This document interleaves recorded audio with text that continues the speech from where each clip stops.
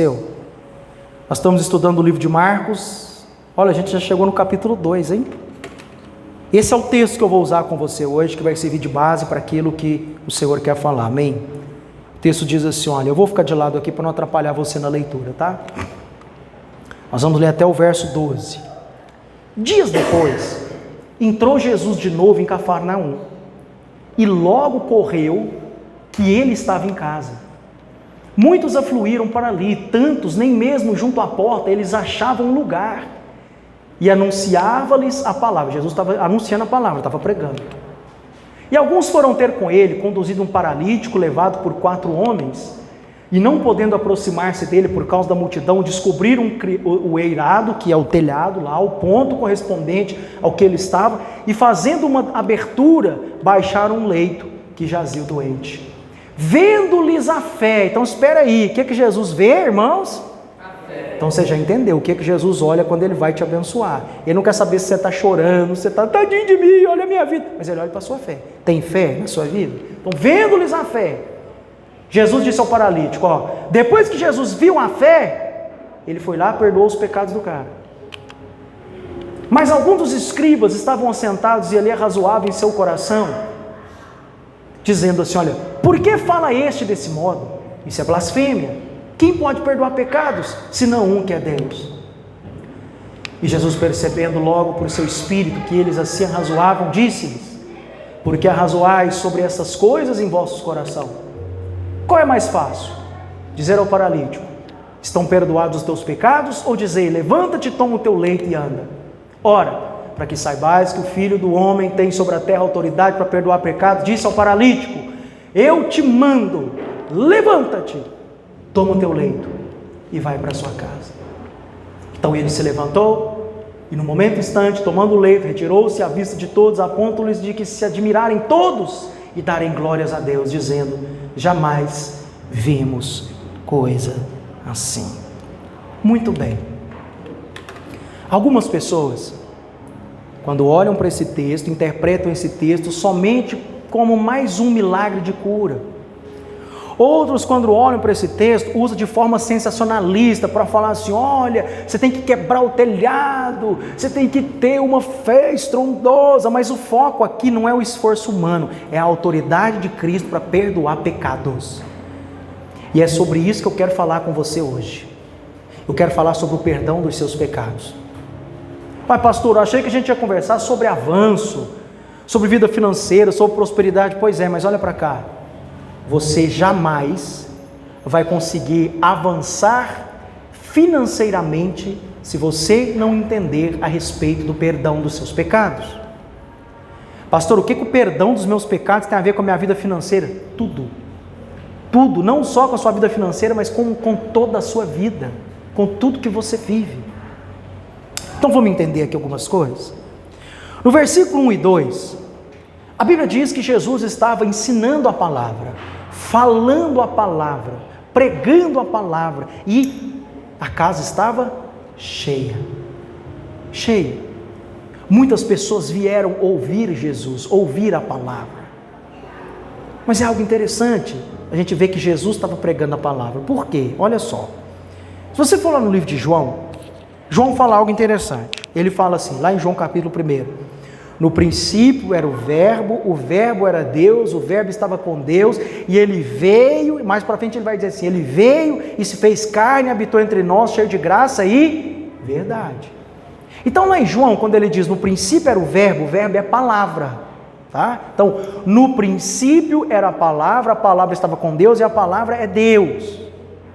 Agora, se a palavra é Deus, Deus e a palavra são um, então eu estou dizendo aqui o seguinte, que a palavra estava ensinando a palavra. Te falei que eu ia te botar para pensar, né?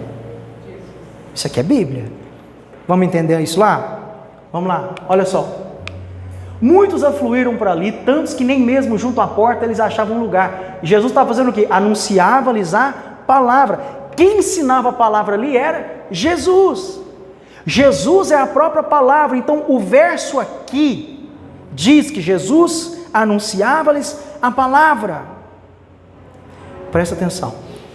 Você não terá dias de avanço em nenhuma área da sua vida, até que você entenda que o que tem que guiar você é a palavra e que Cristo tem que ser o centro da sua vida.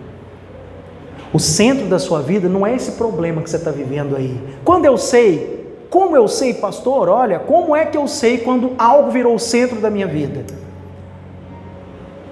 Quando eu gasto muito tempo pensando naquilo. Qual que é a sua maior preocupação hoje? Ser fiel a Deus ou resolver esse problema que você está com ele aí que você não sabe o que fazer? O que tem ocupado mais a sua mente hoje? Entende o que virou o centro da sua vida agora? Você já achou o centro da sua vida aí? Cada um tem um. E se eu fizer essa pergunta, você vai chegar numa conclusão que Jesus não tem sido o centro da sua vida, a palavra não tem sido o centro da sua vida, o centro da sua vida tem sido você, os seus problemas, a sua vida, eu e eu.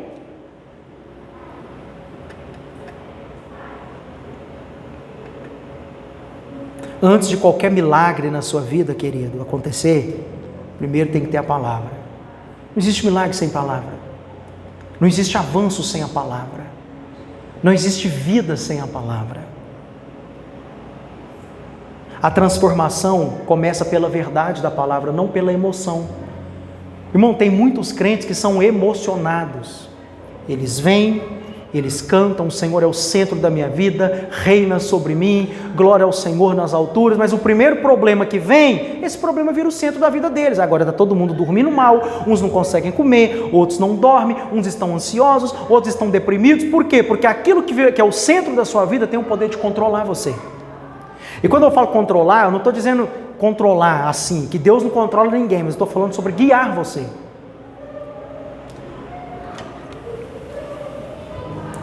Vamos avançando. E nos versículos 3 e 4, a Bíblia diz que quando Jesus estava lá anunciando a palavra, 4 homens, eles trazem um paralítico. Aquele paralítico não conseguiu entrar, aqueles homens não conseguiram entrar com ele, porque imagina você pegar hoje uma cama e tentar entrar dentro de uma igreja que está cheia até na porta, todo mundo em pé. Esse é o caso desse homem. Então a Bíblia diz que ninguém conseguiu entrar com ele. Aquele homem estava paralítico, preso a uma cama há anos, sem poder se movimentar, sem sair dali, sem sair do lugar. Sabe o que representa esse paralítico? A incapacidade total humana. Você é incapaz de viver a sua vida, você é incapaz de sair do lugar, se a palavra de Deus e se o próprio Jesus e se o Espírito Santo não guiar as suas pernas espirituais. Aquele homem estava preso há anos naquela cama. Quanto tempo você está preso nessa vida aí, irmão? Do mesmo jeito, o mesmo problema, a mesma situação. Quanto tempo você está um paralítico espiritual? Já parou para pensar? O paralítico, irmão, é a incapacidade humana de cooperar com Deus. O problema é que a gente pensa que a gente é bom demais. Esse é o problema que não deixa a gente se dobrar diante de Deus. Não, eu sou bonzinho, eu não roubo, eu não mato, eu vou na igreja, eu dou as minhas ofertas, eu sou um exemplo, eu sou muito bom. Irmão, posso falar uma coisa que talvez vai decepcionar você? Não existe nada de bom em você. Você não é bom. Você não é uma mulher boa. Você não é um homem bom. Eu não sou um homem bom. Nós somos maus. Não tem nada de bom em nós. Nada. Você não é uma pessoa boa. Tem gente que fala, eu sou uma pessoa tão boa. Não é. Você nunca foi bom. Nunca.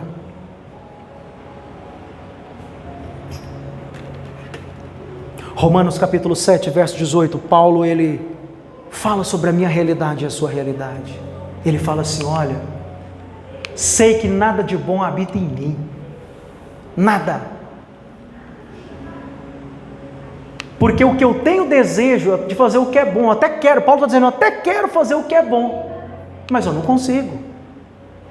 Eu guardo raiva, eu guardo rancor, eu tenho pensamento homicida, eu tenho ódio, eu não consigo perdoar quem me ofendeu, eu só faço bem para as pessoas que me convêm, as que eu acho que tem que fazer. Jesus fala que tem que amar a todos, mas não consigo amar todo mundo. Você percebe como que nós somos? Mas eu sou bom. Deus está dizendo, você não é bom. Tem nada de bom em você, porque o que você precisa fazer você não dá conta.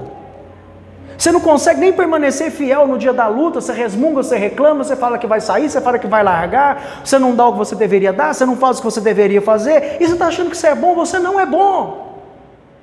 Para de achar que tem algo bom em você, você não é bom, eu não sou. Aí Paulo está dizendo, verso 19, pois o que faço não é o bem que eu desejo, mas o mal. Uau, peraí. O cara que foi arrebatado, foi lá no pico do céu, encontrou com Jesus, Jesus citou para ele lá 1 Coríntios, 2 Coríntios, Jesus falou com Paulo, tudo que eu vou citar para você agora escreve. Paulo foi esse cara, tá? Foi no pico do céu, ele foi lá literalmente, teve um encontro com o próprio Jesus, e Jesus ensinou tudo para ele. Isso foi Paulo. E esse cara que viu Jesus, que foi no pico do céu, está dizendo, pessoal, não tem nada de bom em mim. Imagina você, irmão, que nem orar direito você consegue. Nem vir para a igreja frequente você consegue. Você vê um culto, falta 2, 3. Uma visita que chega na sua casa impede você de vir aqui. Você coloca ela no lugar de Deus. O dia mau chega na sua vida, pronto, você se desmorona. Eu não estou condenando você, só estou mostrando para você a sua realidade. E a minha também. Porque eu também não sou bom, irmão. Sou todo torto, estou cheio de pecado. Por isso que eu não acuso ninguém. Porque eu sou todo torto. Eu estou aqui para Jesus me arrumar. Se Jesus não arrumar minha vida, irmão, eu não dou conta dela. Aí Paulo está dizendo, porque o que eu faço não é o bem que eu desejo, mas é o mal que eu não quero fazer. Esse eu continuo fazendo. Ei, quantas coisas que você não quer fazer e você continua fazendo. Quantas coisas que você não quer falar, mas você continua falando. Quantas atitudes que você não quer ter mais, mas você continua tendo. E por que a gente fica acusando os outros que estão lá fora, irmão? A gente precisa parar com isso.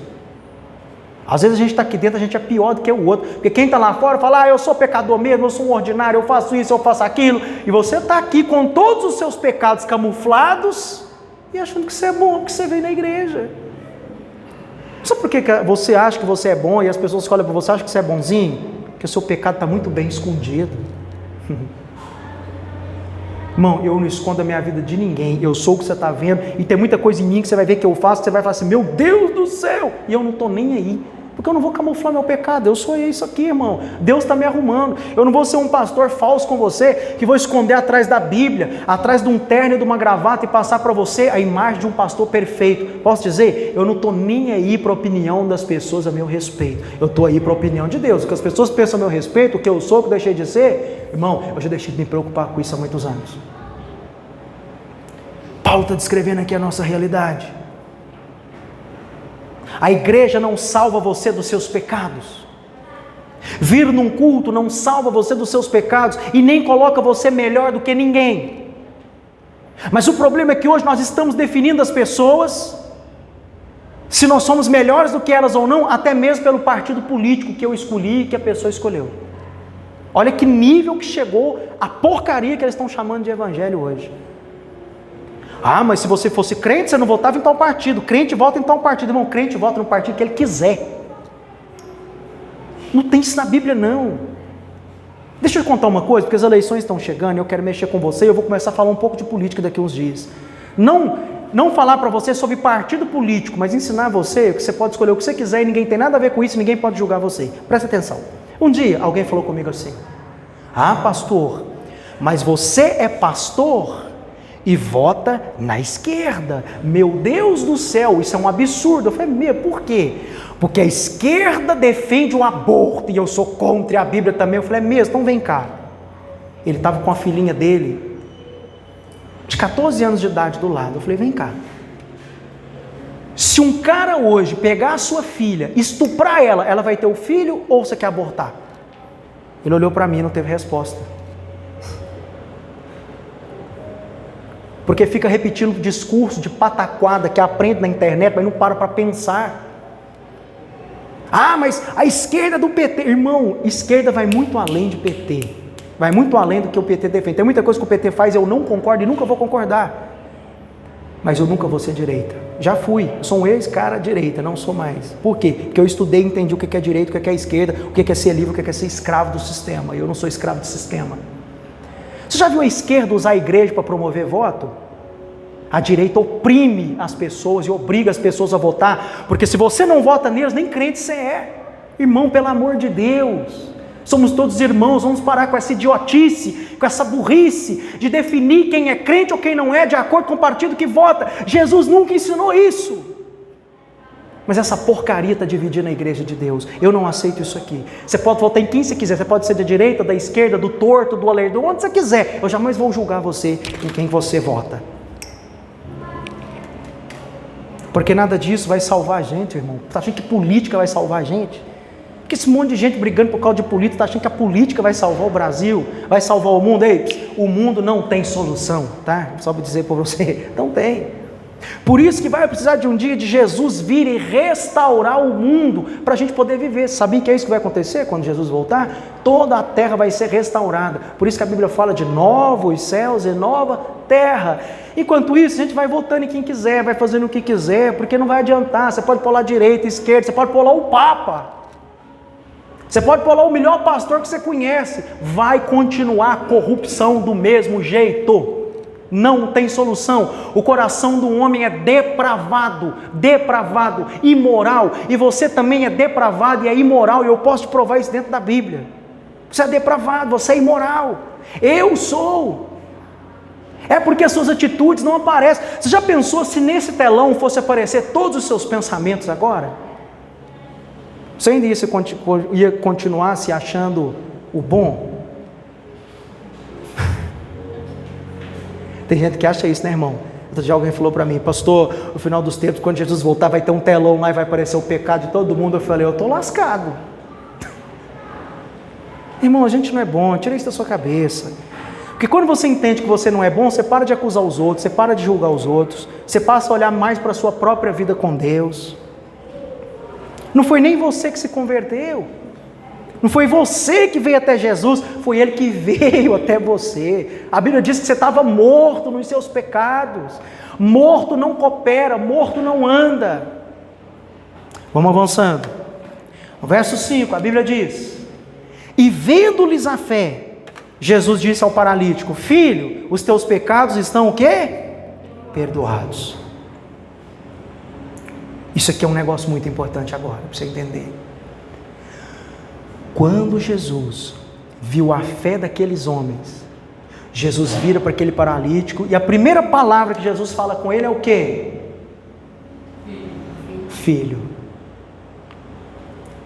Antes de Jesus liberar a cura que aquele paralítico precisava, a primeira coisa que Jesus fez foi lembrar a ele quem ele era. Ele era paralítico, todo torto, todo defeituoso, mas Jesus estava lembrando para ele: oh, você é filho. Não importa o seu pecado, não importa o que você está fazendo hoje, não importa os seus pensamentos, não importa os seus defeitos. Jesus, antes de criar você, Ele já sabia tudo que você ia fazer, Ele já sabia dos seus pecados, Ele já sabia que você ia cair, Ele já sabia que você ia fazer coisas que não deveria, ia pensar coisas que não deveria, ter atitudes que não deveria, mas mesmo assim Ele veio sabendo de tudo isso, morreu por você, para que hoje você pudesse ser chamado de filho e filha de Deus. E Jesus está dizendo isso para alguém aqui: filho, filha, os seus pecados estão perdoados. Amém. Perdoados. A palavra perdoados aqui no original grego significa remover, cancelar uma dívida. Antes daquele paralítico ser curado, Jesus precisou lembrar a ele que ele era filho. Por quê? Porque só um filho pode ser livre da paralisia. E o que está paralisando a sua vida hoje é o pecado. Eu não estou falando nem que é o pecado que você comete, não, irmão. Não estou sendo moralista com você. Mas o que paralisa a sua vida são os pecados que você fica pensando neles o tempo inteiro. Eu fiz isso, eu fiz aquilo, e agora como é que vai ser? Aí quando você vai orar, você ora, mas você não tem fé para receber. Por que você não tem fé para receber? Porque você não está consciente do perdão que você recebeu, mas sim do pecado que você cometeu. E alguém que está consciente do pecado e não do perdão, ele vira paralítico. Não anda, porque é isso que o pecado faz. A consequência do pecado é o quê? A morte. Por isso tem muito crente morto. Porque ele está vivendo a consequência daquilo que ele não deveria viver. Por quê? Porque se a consequência do pecado é a morte, é por isso que Jesus morreu, para que você não fosse morto, para que você não vivesse uma vida morta, paralítica, sem andar, sem sair do lugar. Mas não, você está consciente do seu pecado. Jesus está liberando hoje, através dessa palavra, toda culpa, todo o peso que você carrega por causa do que você faz, do que você fez. Seja livre dessa culpa hoje, minha irmã, meu irmão, seja livre dessa culpa hoje. Não permita que essa culpa, esse peso pelos seus erros continue nas suas costas, a ponto de pesarem tanto que você não conseguir mais andar. Seja livre dessa culpa hoje, em nome de Jesus. Eu vou te mostrar algo interessante na palavra de Deus. Isso aconteceu, Colossenses 2,12. Quando vocês foram sepultados com Ele no batismo, isso aqui é uma coisa que muita gente prega errado. A gente entende que o nosso batismo ali é a gente morrendo e nascendo para uma nova vida, certo? Isso está correto, tá? Não está errado. Mas esse versículo aqui não está falando do seu batismo. Mas está falando do batismo de Jesus. Lembra que eu já ensinei para você sobre o sistema do representante? Deus sempre teve um para representá-lo na terra. Veio Moisés, que representava o povo de Israel diante de Deus. Depois de Moisés veio Josué. Josué representava o povo de Israel, Deus só falava com ele. Ele representava o povo de Deus diante de Deus. Mas aí tempos depois agora vem Jesus, e Jesus agora é o nosso representante. Então quando Jesus estava batizando ali, João estava batizando Jesus, você estava sendo sepultado com ele no batismo. Meu Deus, você não entendeu isso aqui. No batismo de Jesus, você estava sendo sepultado com ele. E quando Jesus surgiu ali, você foi espiritualmente ressuscitado com ele mediante a fé. Porque, não pastor, mas isso não tem lógica. Não tem lógica, você precisa de fé para crer nisso aqui. Por lógica, você vai ficar se perguntando isso para o resto da vida. Não, mas não é assim. Eu não fui ensinado assim. Pois é, irmão, tem muita gente que ensina a palavra sem fé e ensina besteira para os outros. Você precisa de fé para acreditar nisso aqui. Vocês foram ressuscitados mediante a fé no poder de Deus, que o ressuscitou dentre os mortos. E o verso 7 e o verso 14 vai dizer, verso 13: quando vocês estavam mortos, era a sua condição antes, em pecados e na incircuncisão da vossa carne, Deus os vivificou, juntamente com Cristo. E Ele, presta atenção, e Ele nos perdoou algumas. Só os pecados que eu lembrei de confessar? Todos. É porque você foi ensinado a ficar confessando pecado, né, irmão? Então espera aí. Se a condição para eu ir para o céu, se a condição para eu ir para o céu é ter todos os meus pecados perdoados, e se no dia que Jesus voltar eu tiver esquecido de confessar um pecado, como é que fica então? Vou para o inferno? Você entendeu como que a gente tem que entender a Bíblia? Presta atenção. No céu não entra qualquer tipo de pessoa, só entra um tipo de pessoa no céu, aquele que foi perdoado completamente e todos os seus pecados foram apagados, porque o pecado não entra no céu. Você sabia disso, sim ou não? Sim ou não? Pecado entra no céu? Ok. Então se a condição para eu ser perdoado fosse confessar o meu pecado, você lembra de confessar todos os seus pecados? Hoje, por exemplo, você já confessou todos os pecados que você cometeu só hoje? E se Jesus voltar agora então, você está lascado, vai para o inferno, você não confessou? Então você está entendendo que você tem que entender a Bíblia? Irmão, independentemente de você confessar ou não, todos os seus pecados, e não só os pecados, mas as transgressões foram perdoados eternamente. Pastor, mas eu já vi lá em 1 João que diz que se eu confessar os meus pecados, Ele é fiel e justo para perdoar, mas aquilo eu já disse para você que não foi escrito para crente. Volta lá no YouTube, eu não vou dar essa aula aqui de novo, volta lá no YouTube um dia que você vai entender. Eu falei lá sobre perdão dos pecados, você vai entender que esse versículo, João não está falando para crente, mas ele está falando para muitos judeus que não eram cristãos, que não foram batizados, que criam nas tradições sem crer em Jesus. Então esses têm que confessar. O ímpio que vem lá fora, que nunca veio para Cristo, ele tem que confessar e dizer: Senhor, eu estou aqui arrependendo dos meus pecados, me entregando para o Senhor, ponto. Isso você já fez, já ou não já? Então você não tem que ficar confessando pecado diante de Deus.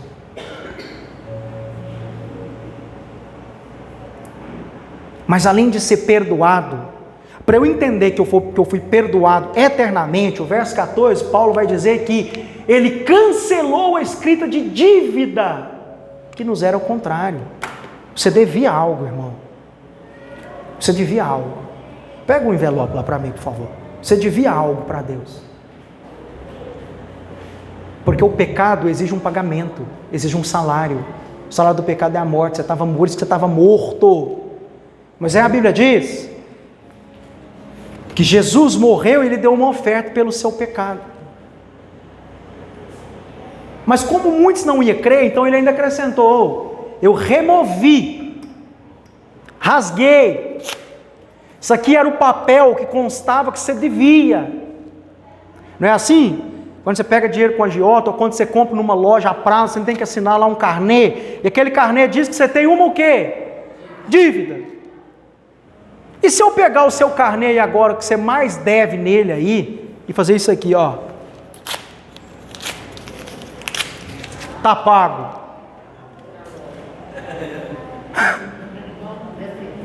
Qual seria a sua reação? Meu Deus do céu, nunca mais vou ter que pagar isso na minha vida. O pastor pagou para mim, olha lá. Você não deve nada para Deus. Está me ouvindo? Sua dívida foi paga. Jesus pagou a sua dívida, minha irmã, meu irmão, alegre-se. Você não deve nada. Jesus removeu a sua dívida e pregou na cruz, para você entender que a cruz, ela é o começo de tudo e ela é também um final.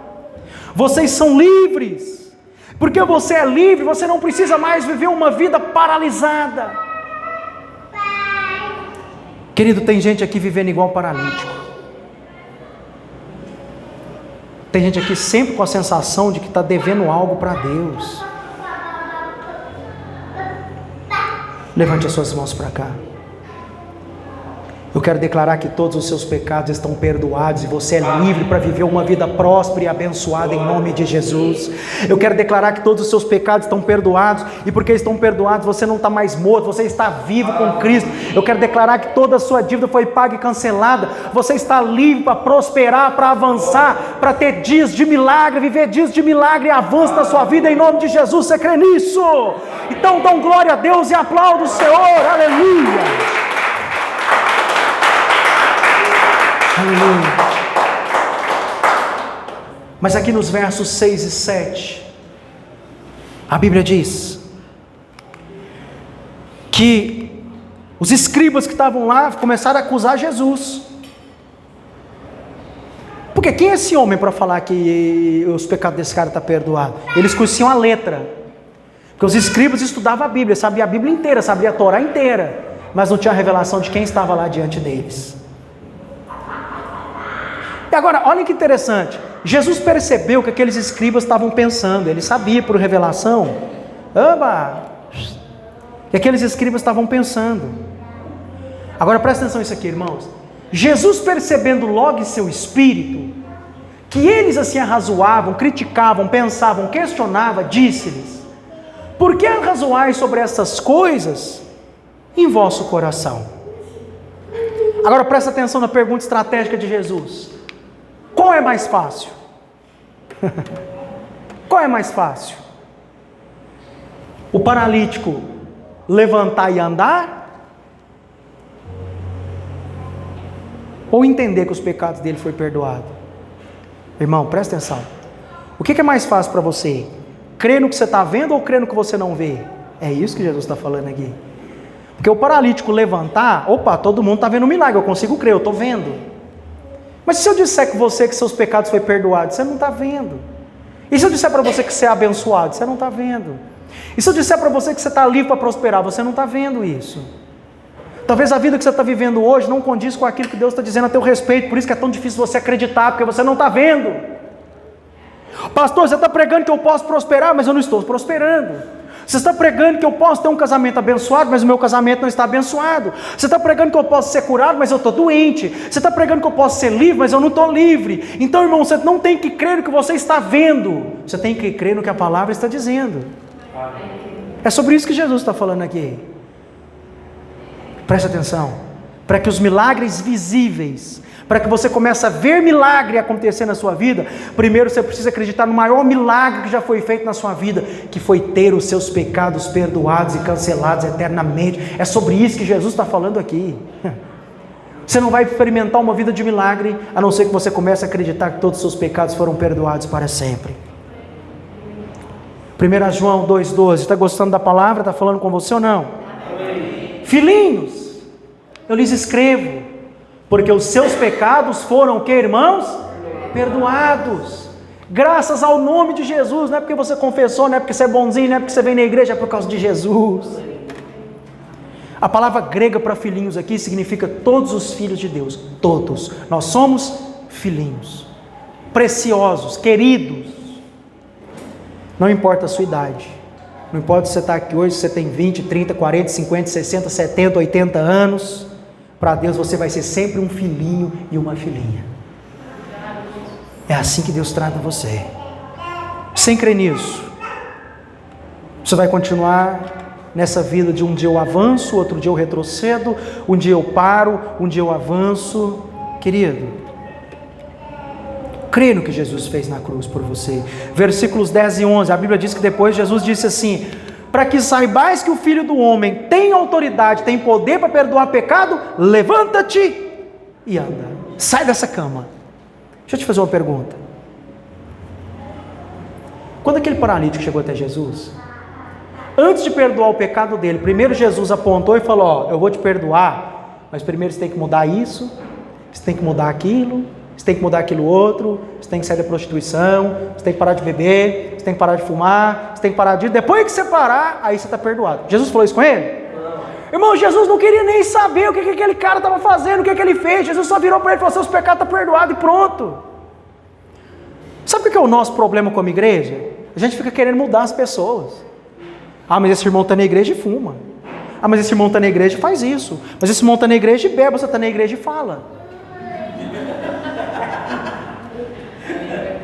Para de falar dos outros, irmão, preocupa com a sua vida.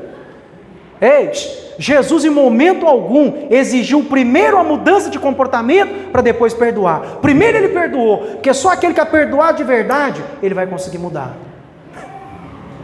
Mas enquanto você não entender que você foi perdoado, você vai continuar vivendo a mesma vida e está tudo bem, irmão. Eu não vou te acusar porque você está aqui e fuma, porque você está aqui e bebe, porque você faz um monte de coisa, porque eu também estou aqui, eu sou pastor, eu faço um monte de coisa que eu não deveria fazer, eu fico, Senhor, meu Deus. Mas à medida que a gente vai recebendo revelação do perdão de Deus, não é a gente se esforçando para mudar todo dia, mas é a palavra nos mudando de dentro para fora. As coisas vão acontecendo, irmão, não preocupa. Se você ainda está fazendo coisas que você não deveria fazer, você está pensando coisas que você não deveria pensar, apenas ouça a palavra vai mudar você. Mas no versículo 12, a Bíblia diz que o homem se levanta imediatamente após a ordem de Jesus. Quantos querem ter a vida levantada? Amém. Você está disposto a confiar na graça que te perdoa antes mesmo de você mudar? Está disposto a confiar? Você nunca vai merecer, irmão. Esquece. Por isso que Ele te perdoa de graça. E se você crê que você é filho, se você crê que você foi perdoado, você vai levantar do seu lugar e vai vir até a mesa da ceia que Jesus preparou para você agora.